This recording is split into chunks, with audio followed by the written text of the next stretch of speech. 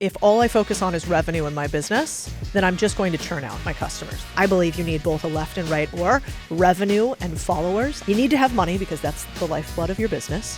Simultaneously, if all you do is obsess on money, then you're going to be discounting, pushing, churning a lot of people from turning them off. So if I'm growing my follower base, that must be because I'm driving value and not trying to pitch them too much. Hey, it's podcast producer Bobby Richards, and I've got a quick question for you. When it comes to your marketing, is it actually cutting through all the noise, or is it just adding to it? I ask this because if it's not clearly telling your customers how you can solve their problem, they will not buy from you. But don't worry, because this is exactly why we created StoryBrand Your Business. It's a brand new hands-on live marketing workshop taught by Donald Miller himself, happening January 28th and 29th here in Nashville, Tennessee. At the event, Don will personally teach you the proven StoryBrand framework that's helped thousands of businesses clarify their message, plus his brand new messaging campaign framework that's designed to help you compete in today's AI-driven market. And you won't just learn the frameworks, you'll learn how to implement them into your business right away.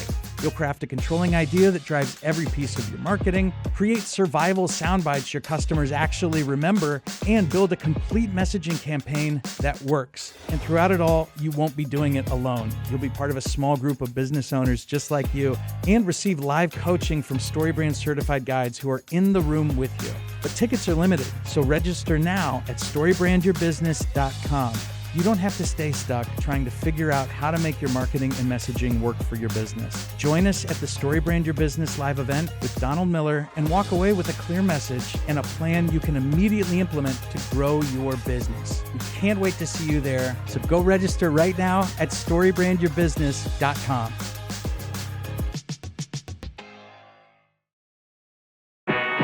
You're listening to the StoryBrand podcast, based on Donald Miller's best-selling book, Building a StoryBrand. The StoryBrand framework is made up of 7 key elements, all of them anchored in one powerful idea. Your customer is the hero, and you are their guide. Each week on the podcast, you'll get exactly what you need to craft clear messaging that connects with more customers and grows your business. Now let's dive in with your hosts, Donald Miller and Kyle Reed.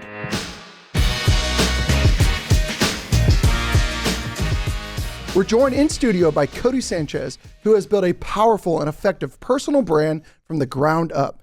We're going to unpack the messaging she's used to become one of the best known thought leaders in the business. Codie, thank you so much for joining us today. I'm thrilled to be here. Someone who I can't escape the Instagram. First off, the Instagram algorithm. Would you say I cannot escape you. Would you say Codie is top 5 stopping your scroll? 100%. Like you just see her. Well, it's cool too because you know as soon as I know something's there, I know it's super practical, super business oriented. And then I was telling Codie before we started recording, it's also something I connect with my wife on because she's a big fan. And so she shares videos or different things like that. So it's cool. But I love that I can't escape it because it's always a good reminder and it's so practical. So I'm excited to dive into kind of some of the messaging you've been using to grow that brand. There are really, really intelligent business folks in the world who can't seem to master the soundbite. And I would actually say you are not that person. And in today's day and age, your ability to give succinct summary of wisdom in a specific category, solving a specific problem in a short period of time is world class. Oh, thank you. Would you agree with that? Or you would say, I need to work on that. Well, I think the better leader you become, the better communicator you become. Because by necessity. Yeah, because otherwise you got a business. Because if you can't communicate well to your team what you need to accomplish, you're just never going to scale. And so... Well, let's stop there because there's so much here to explore. I want to get into your past in journalism because I think that's probably informed some of how you do this. But when I said messaging, you went straight to internal messaging. You went straight to your team and leadership. What sort of messages do you see small business owners needing to communicate to their teams? Like what would be the categories if you got to have vision, you got to have whatever. What would those messages be? Yeah, we have an operating system that we teach business owners. So whether they're in my portfolio, or part of our community. And I think if you don't have a system and a process, then you're going to be chief repetition officer and not chief executive officer. And I personally, there's nothing I hate more than having to repeat myself again and again because I've not communicated something well. And so I think there's a couple things that you need to do. One, we believe you have to have a vision. That's pretty standard. 1, 3, 5, and 10 year. I really think 1 and 3 year are the most important. 1 and 3. You're not going out 10, 20?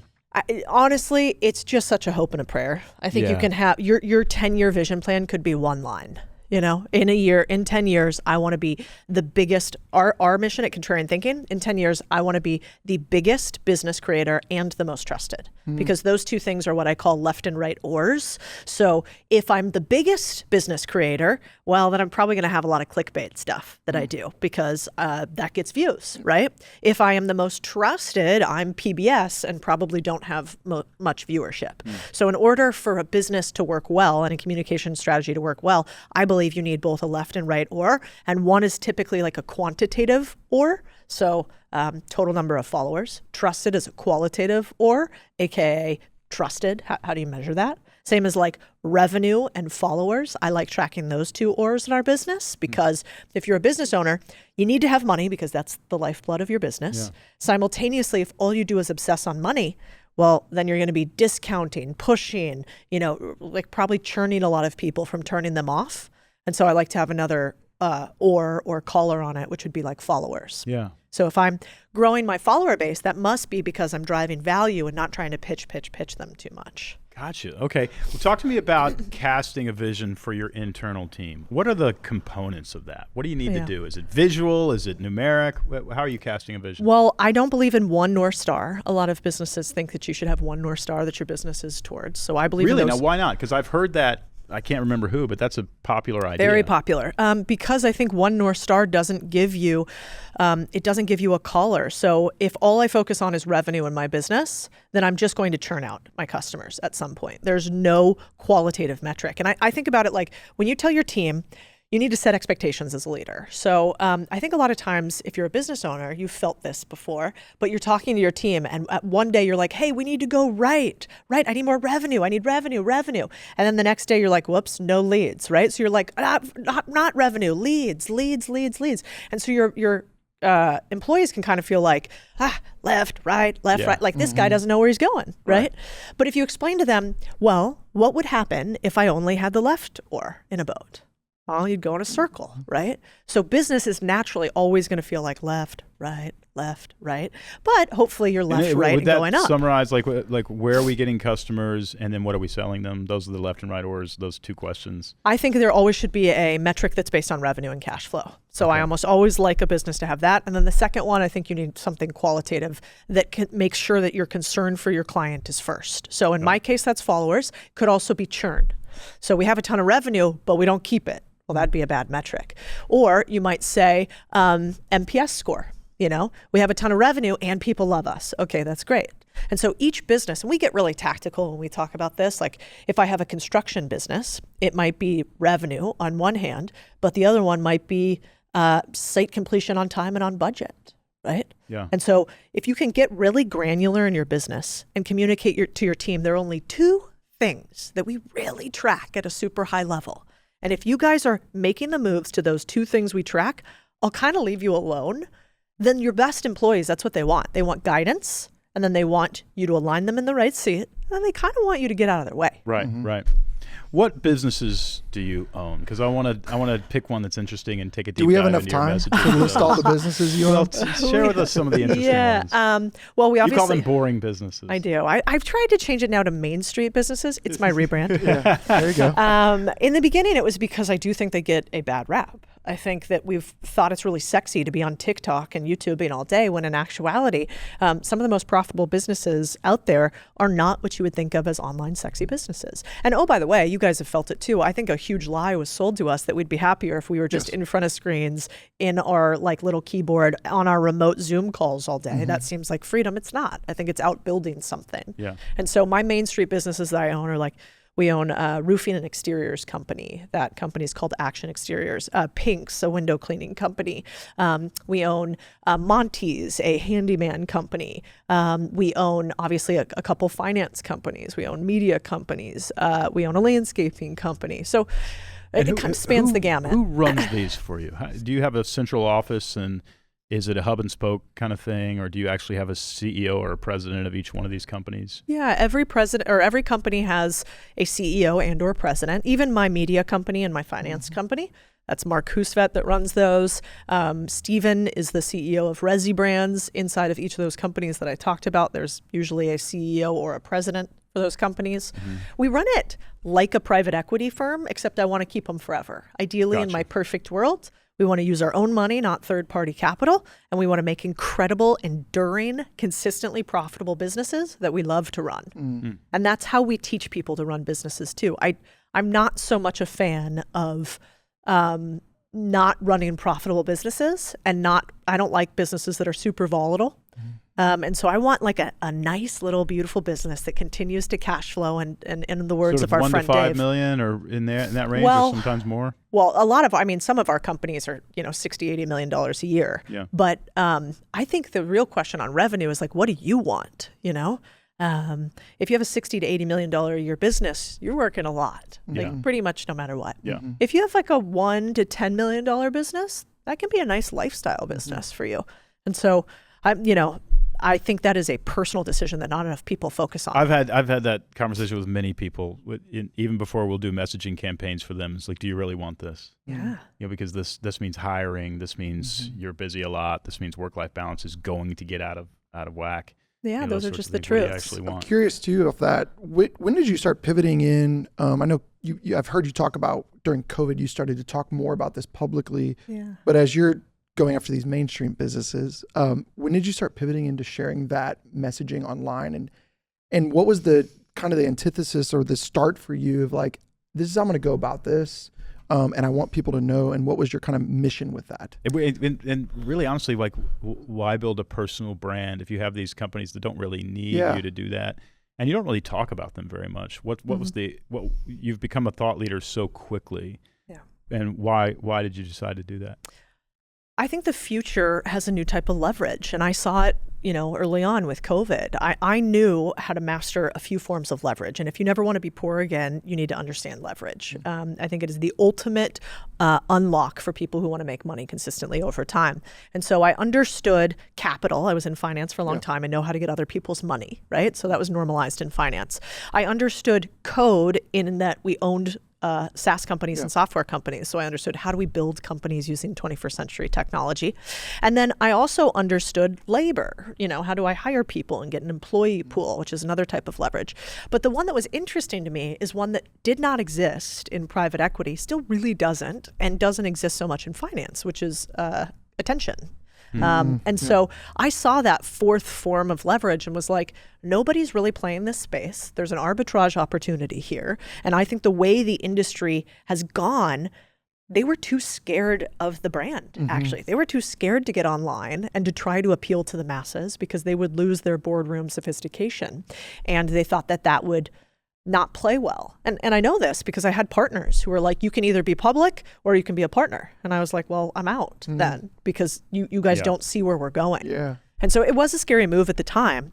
Now I think it looks a little bit prescient. Yeah. But back then I wasn't so sure. It was like, why would you, if you've been at Goldman Sachs, if you own all these businesses, if you've built all this stuff, why would you get online and do TikToks? Yeah. And I was like, you see attention as something like cheap or clickbaity. And I see attention as just another type of zero. It's just the same thing as capital, except it's arguably more precious. More. Yeah. Right. So much leverage. Yeah, there's just so much free advertising, free publicity, free messaging, that sort of stuff. And it's limited. Are Capital you is good not. At this because of your background in journalism? How did that contribute? You've won awards. You did sort of investigative journalism about border issues. How did that inform? Because when I think about being a messaging guy, it's informed by writing screenplays and books. There's no question, without attending Robert McKee seminars or studying Blake Snyder, all that stuff, that none of this exists. Is that true for you too? Or did you not? Have you not even connected those things? No, I think curiosity is the most important thing you can have as an investor. Investors that lose are people that think they know everything and are afraid to ask questions. Yeah. If you were to have dinner with Warren Buffett, you would sit down with him, and by the end, which many of my friends have, you would say, I actually didn't ask him anything. He just peppered me with questions. And what do I know? I'm so small compared to him. And why? Because he knows that information is way more important than sounding smart. He wants to be rich, not look rich. And so I think journalism taught me that curiosity is like the ultimate, that's the best valued trait you can have in journalism, is to be a curious person, follow a line of questioning, try to connect disparate dots, and then recommunicate the things that you've just learned to somebody who was not available for the entire research process. That's the same thing as investing, actually. And then if you think about it, it's the same thing about building a business or a brand. You're basically saying, I'm curious, there's this problem exists. Now, what am I going to do to actually solve that problem? Let's pull in a bunch of data inputs. Let's put it all together. And then let's communicate to our clients or to our team and explain very simply what we're doing. Yeah. And so I do attribute a lot of my success to that. I'm curious, when you start a story, you're going to start with a hook. As an investigative journalist, you're going to start with some sort of personal story about somebody who lost their kid on the border and blah, blah, blah. And it's got to be a page turner in some ways. What are the lessons for communicating your offer for everybody listening right now? Maybe they have a car wash, maybe they have a bakery, whatever it is. How do they get on Instagram this afternoon and create a video that makes people want to walk in their door and spend money? Yeah. Well, if you want people to spend money with you, I think you always have to know the people first, as opposed to the product or the problem. Okay, right. It's the people first. Yeah, at Goldman, we were always taught if you want to sell investment products, you talk about people, that's the team. You talk about product, that's the investment vehicle that you're going to have. You talk about problem, so what exists in the world, and then you talk about profit. So what are the 4 Ps? And I don't think that's that dissimilar to what we do if you're selling something as an owner. You say, okay, I know that there is this avatar of person who is looking, and this avatar of person, here's all the stuff I know about them because I am them. That's usually where we start. We're usually our own first avatar. And then I think about, well, what problem do I want to solve? Forget what the offer is, just like what's wrong in this person's world that I could solve. So okay, let's break this down because this is just really, really good. What all do you want to know about the person? Do you want to know how much money they make? Do you want to know, or do you go straight to problem? Like, what are their struggles? What are their in this area of life? Yeah, well, I think there's 2 things. Here's how we take you through an avatar, typically. One, I like you to start with either yourself or an individual that you actually know. So I want to say, like, Donald Miller is my avatar. I want Donald Miller to buy something from me. And I want to know every single problem that you have. And I want to start with the problems that you have, actually, before I want to know psychographics or demographics or what they tell you in particular. I just want to know, like, what's going on in your life? What don't you like? What are you not happy about? What do you want more of? I actually really like understanding psychology of problems. Then I kind of want to dive into, like, where are you?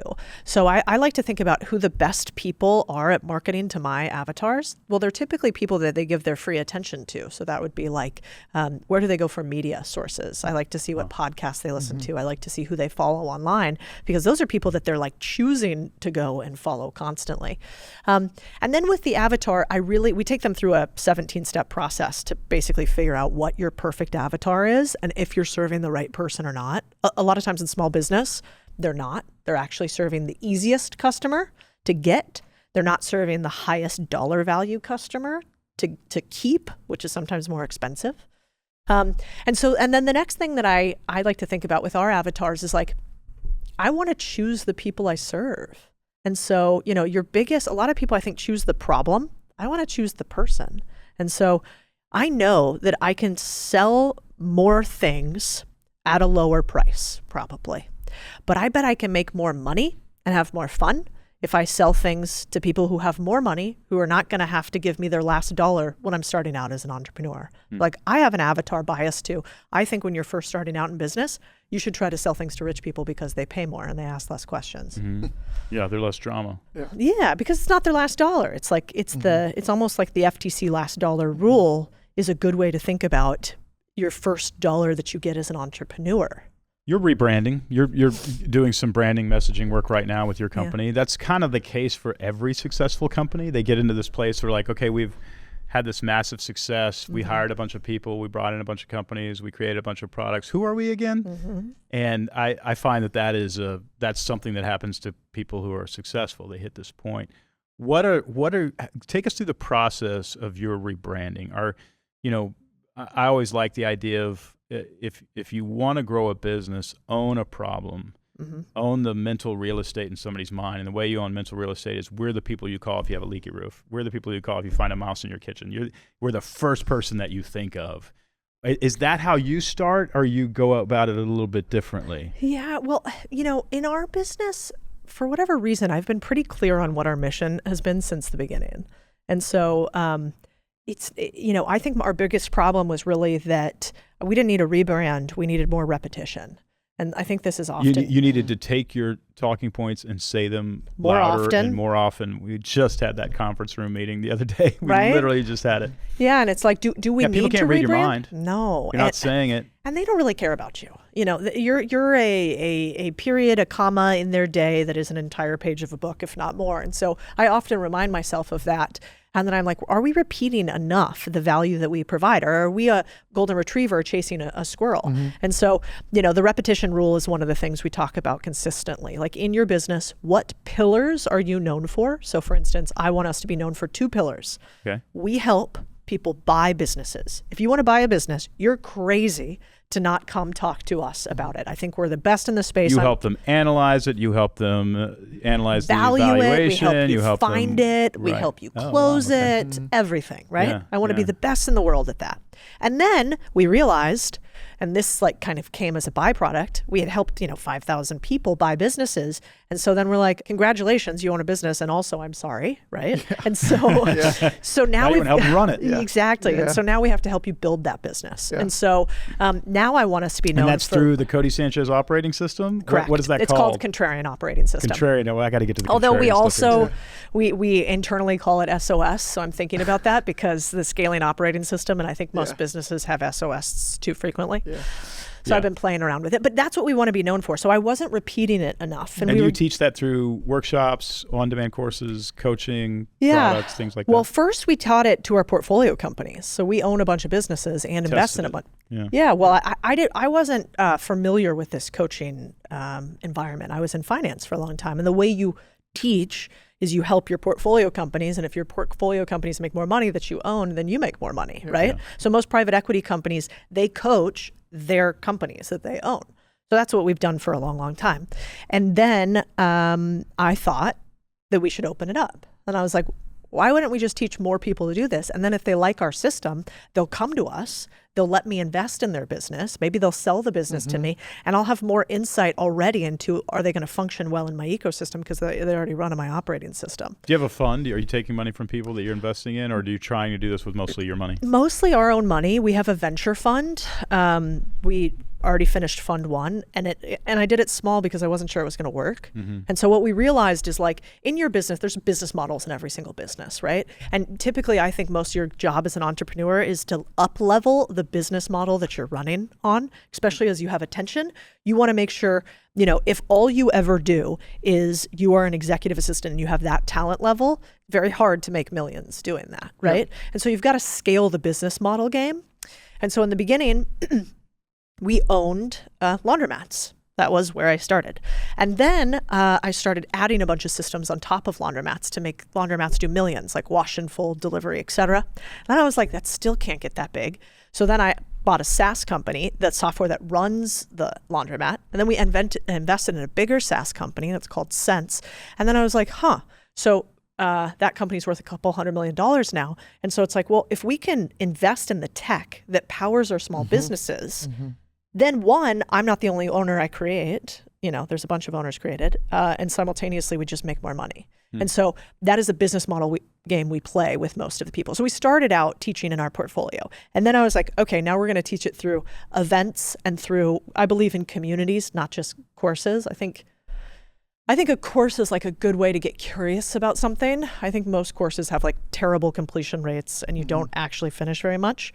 So I'm a big believer that we go to university for a reason, because they kind of oversee what you're doing. In the class and you have accountability. Right. Yeah. And so we have a community that does that. And then for people that are great in the community, we want to try to invest in them if they want us. Yeah. How are you taking, I'm curious with your we talked a little bit about your rebrand. How are you taking those 2 messages out publicly? So how does that influence what you're making? How do you word it? Do you have sound bites that you've memorized and you repeat? No, I should be better at that, actually. I don't think that is a bad Well, the thing. fact that you can even name the two things that you do is pretty impressive in comparison. That's good. What I found that we did, which I think is a natural progression. So first, I started off being really tactical and niche, right? I would write about the laundromats that we bought, how we bought them, how I grew them, and that's where we started. Then we started getting bigger. And so I started talking about broader things. All of a sudden, I'm talking about marriage. All of a sudden. And so then we start talking about these things that aren't really directly related to our offer. And so we got too many pillars of content, talking about too many different things. And then simultaneously, I think we got away from some of the real deep tactics. And I go back and forth on this, but the rebrand is really focused on the fact that, one, I have a belief that we should help more entrepreneurs get created in this world. I just think since the 1800s, we went from 80% ownership in the US down to 6%. You know how bad we're losing? Canada has 7.6% ownership. So, love the Canadians, but we should be beating them in entrepreneurship. So I have like a little vendetta against the fact that so few people actually run profitable businesses over time. Very rare. So we started creating content that was really broad, that was allowing people to learn how to do entrepreneurship. Now, those people are not really my target audience for the products that I sell. Okay, I want to invest in your business, or I want you to come coach with us. I have books. Those books are accessible to everybody. But I either give you free hyper value or more expensive, targeted for people who are real builders. And so the biggest rebrand for us is making sure that we have enough sophisticated content to show how sophisticated we are. And that was a real change, because I thought, well, we'll just go really big. Yeah.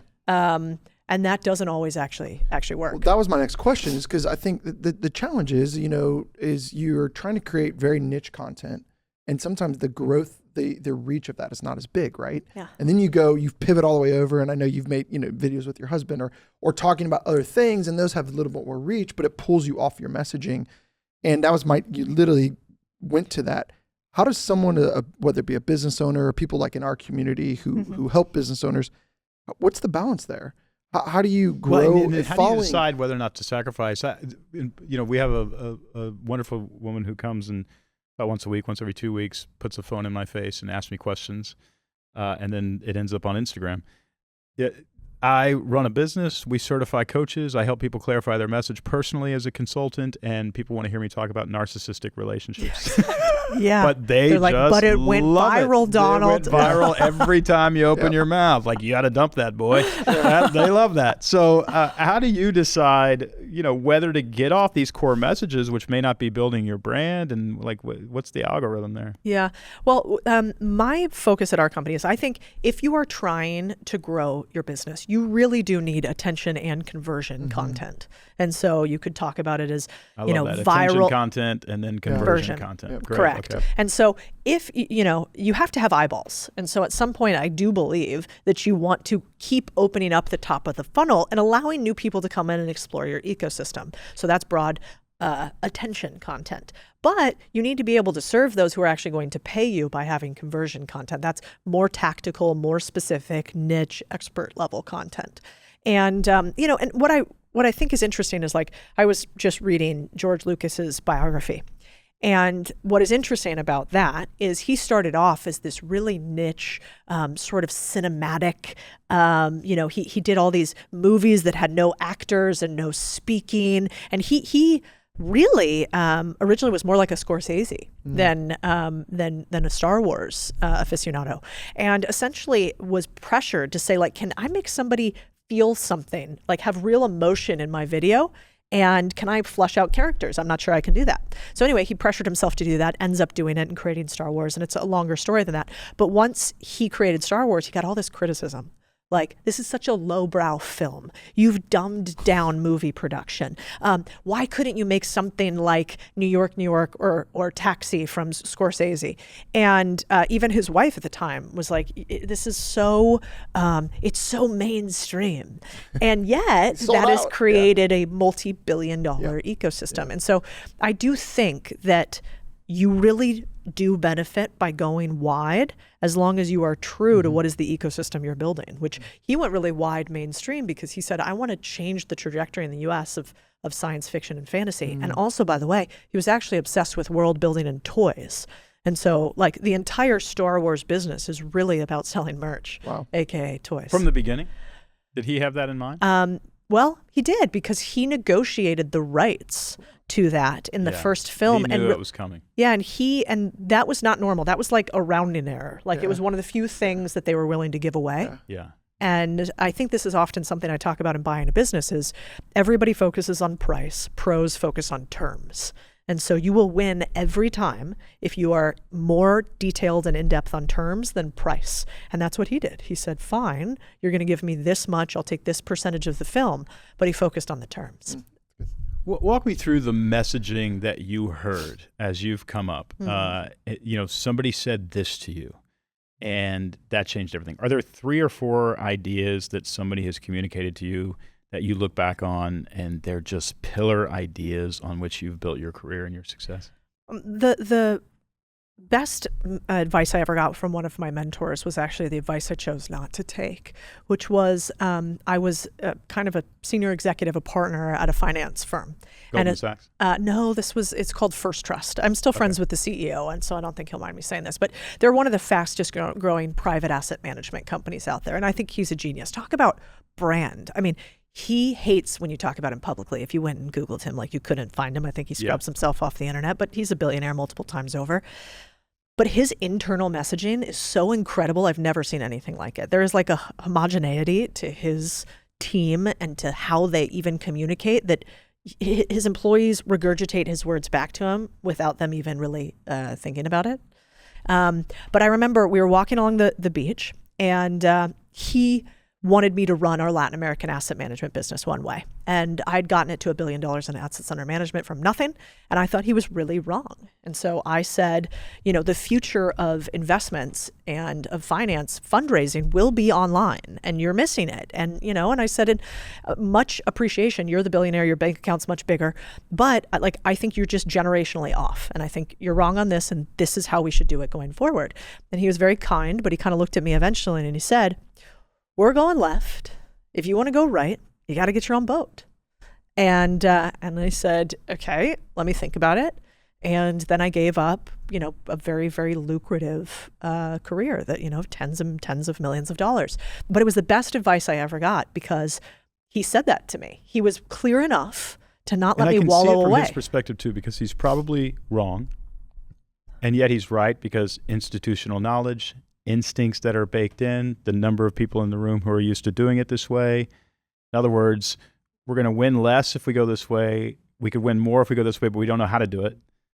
Therefore, we're going to go, that makes complete sense to me. Yeah, and he was right for him. Is that the lesson that you learned? Well, what I learned is that you have to play your own game. Yeah. And if you want to make a lot of chips, you need to have equity and control. And so my learning lesson was, I'm never going to work for somebody again that doesn't allow me to have, ability to make the changes that I think we should make in a business. And I didn't do a great deal with that one. I should have negotiated so I could distribute differently the business in Latin America, and I didn't do that in the beginning. Yeah, it sounds like that leverage thing you were talking about earlier. It comes back to that leverage side for you and kind of set you off a trajectory. Well, and the only thing I would add is it's also finding your unfair advantage. That's one of the biggest things we talk to entrepreneurs about is there's no golden rule to business, really, except don't run out of money. That's the number one rule. But anything besides that is really, you need to find your unfair advantage paired with what the market needs. Unpack my unfair advantage was I understood the internet. I'm good at communication. I'm curious. I have a pretty high risk tolerance. And so I saw finance. I was an industry insider, but I also had this curiosity communication component of it for journalism. I'm like, if we overlay these two, I think I'm going to win. And Jim's, unfair advantage was deep institutional knowledge and an incredible culture building inside of the ecosystem of finance. And so we didn't have overlap. But every single entrepreneur that I've ever met has something that is in their zone of genius. And if they can focus on that, plus continue to up-level their business model, they'll win. How do you help them find that? What are the questions that you're asking to find their zone of genius? Yeah, we do something called a perfect fit business. So the first thing, and I kind of think about it like 3 circles that are a Venn diagram, and in the middle is sort of your target bullseye. And so if you were to come to me and say, what's your unfair advantage? What should you be doing in your business today? I would start with, I need to understand, what do you do when nobody's watching? What do you do even though nobody pays you? Where is like your obsession lay? Mm-hmm. And you usually have to unpack this quite a bit. So we use ChatGPT to have a bunch of questions that they ask themselves, because, you know, the first answer will be like football, or it'll be really shallow, right? Right. And Watch then YouTube. Yeah, we have to go deeper. Like, where do you ask the most questions on your weekly meetings? What do your executives know you're going to talk to them about? What do clients say is their favorite thing about what you do? What do your friends come to you to ask for advice on, right? And so we kind of go down this series of questions until finally it gets to, obviously Carter and Brandon, who run Pinks, my window cleaning companies, they're incredible at brand. The branding's amazing. It's like this sexy kind of like throwback 50s vibe. They've got these uniforms. They hire people that all kind of look the same for it. They're so good. But they weren't great at operations, which is why we paired them with Steven and Rebrand's OpsWise. And Steven is super cool, but he's really operationally proficient. That's what he's best at. And so it requires two things. You have to be really honest with yourself, and you have to be willing to give up something, because a lot of times leaders have a hard time saying, I'm not good at this core thing. You know, they want to hold on to it all. Yeah. We have a lot of business leaders or entrepreneurs listening to this. So I'd be remiss not to ask you this question, especially with just being the business expert you are, kind of a little practical side. If you kind of were starting over, but you kind of know where you're at now, and you were handed some money, let's just round number 100K. What would you do? Or maybe it's the business leader who's doing something they want to level up. Yeah. What kind of advice? They had a little bit of money saved. What advice practically would you give a business owner, an entrepreneur, maybe a solopreneur? What would you tell them to do? Well, if you already have a business, the number one thing you want to do with your $100,000 is understand your customers better. I think most businesses die because they don't actually know the business that they run. And so the first thing that I like to make sure they know is like, there's lots of numbers that you should know in your business, such as LTV. I can't tell you how many times you go in to talk to a business owner and they don't know the lifetime value of a client. They also don't know the cost of acquisition of a client. If you know how much it costs you to acquire a client, you know what the average order value is, so how much that client gives you each time they purchase from you, and you know the LTV of a client, you can reverse engineer buying clients for the rest of your life if you have the right metrics. And so I always think that business owners obsess on lead flow. One of my businesses is in this state right now. I'm like, you guys are obsessing on lead flow, but you have a leaky bucket. And that is what most entrepreneurs have. If we had a group of 50 entrepreneurs around us right now, I can almost guarantee you their number one issue would be leads. Like if we were like, we could give you one thing, what is it? Magic wand, one thing, they'd say leads. And I would say 9 out of 10 of you guys are wrong. You don't need more leads. You need better product. You need a better hire. You need better data. You need better processes. But most of the time, I think you should spend your money knowing your business and knowing your users. And I believe in scorecard and scoreboard-based management, which is like, if you were to see my scoreboard for my business on my phone, in 30 seconds, I can tell you what my 2 O's are. What are the 2 things I care about in my business? What number we're at for the year? What percent we're through the year, so 52% through the year, what percent we are pacing to goal for the year, and whether we're red, yellow, or green. And then I can double click down and say, what's not happening to have those 2 O's be hit? And I think every business owner should be able to, in their business, really quickly see what's happening. And it's really hard to get your employees on board with this. So half of the game is just, how do we get your employees to talk about data, not feelings? Data, not feelings. I'm curious for you, when was a time, kind of as you were starting to put yourself out there, that you realized, oh, this is working? Like, was there a thread of messaging that you hit, or was there a video you made, or you go, oh my goodness, this is right, and can you point to that? Or has it been a compounding? Yeah. Well, I'm very, if you don't know if your brand's working, I think going right now on the internet and creating videos and social media posts is the best thing that you can do to figure out if your brand works or not. Test your messaging. Just test. You get an instant feedback loop. I mean, for people who are data obsessed like I am, it's the coolest thing ever, because nowhere else, even if you do 1,000 customer interviews, the data's not as clean as it is with, hey, did this video get views? Did the views convert to doing whatever I want them to do? And so I think the first time that it really clicked for me is when I realized that attention and videos online are the same exact thing as investing. Like, I had this moment where if you saw my back end of my business, it's just spreadsheets. And it's because I'm obsessed with what data are people interested in or not? And so I remember in the very beginning, you like actual messages that you're charting. Are they interested in this or are they not? 100%. Yeah. And a lot of these apps will do that for you now. You don't even well, think about and it. I think the best creators are actually all strategists. They're very data backed. I mean, I'm hiring a new creative director for my channel, and I have one that I've been talking to. And the way that I can tell if somebody is a good creative or not is they'll give me one of two things.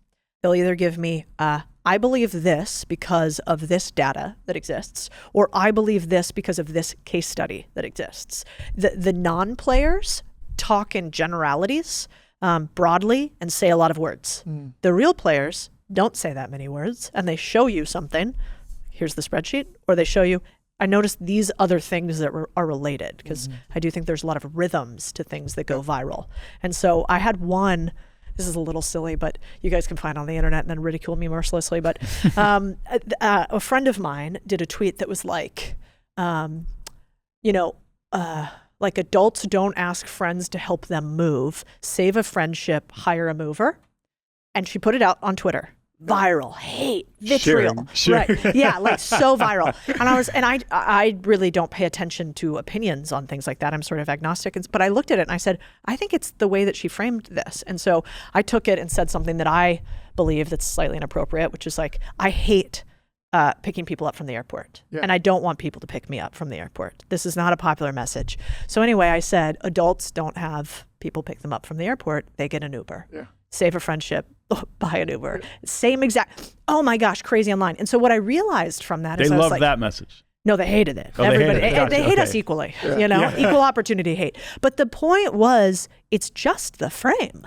I could have put anything in that exact sentence structure. Adults don't do this. Adults don't do this. Anybody who ever picked somebody up from the airport is feeling offended. Yeah, and then do this action, save a friendship. So anybody who has been on either side of that equation has some visceral reaction to it. Yeah. Bam, that's virality. And you didn't mind that it was negative. I remember Willie Nelson once said, "Weigh your press, don't read it. Just make sure they're talking about you." Well, great line. And you created content kind of in that. You figured that little format out there through that. That's super fascinating. What's your favorite platform to create on right now? What do you love? What's your favorite one, if you have one? I mean, I love YouTube lately because it's a chance to talk really long form to the people that you care about. And I actually think long form usually leads to change. I spend a lot of time on X, but I don't actually think that X leads to growth or change or intelligence at all. But I think YouTube does, and I've seen people watch one video. It is an education platform. It really is for me. And then they make change. Yeah. And I get to know them, and so that's my favorite. And man, if you don't think that platform is data oriented, you're not paying attention. I mean, every little thing from the color of the sky matters to if your mouth is open or your mouth is closed in the thumbnail. To the A/B testing of the thumbnails. It's a fascinating data center. Codie, it's been terrific having you on. Where can people find out? We were mostly small business owners listening to this podcast. Where can they find out ways that you can help them? Codie Sanchez on all the socials and contrarianthinking.co if they want us to invest in their business or help them grow. Sounds great. Honor to have you here. Thank you so much. Thanks for listening to the StoryBrand podcast. No matter where you are in your marketing and messaging journey, get the tools, the training, and the support you need to start clarifying that message at StoryBrand.com. And don't forget to follow and subscribe to the show wherever you get your podcasts so you never miss an episode. And if you're watching on YouTube, hit that subscribe button and then leave a comment letting us know what resonated with you and what we can unpack to help your business grow in a future episode. Thanks again for listening, and we'll see you next week.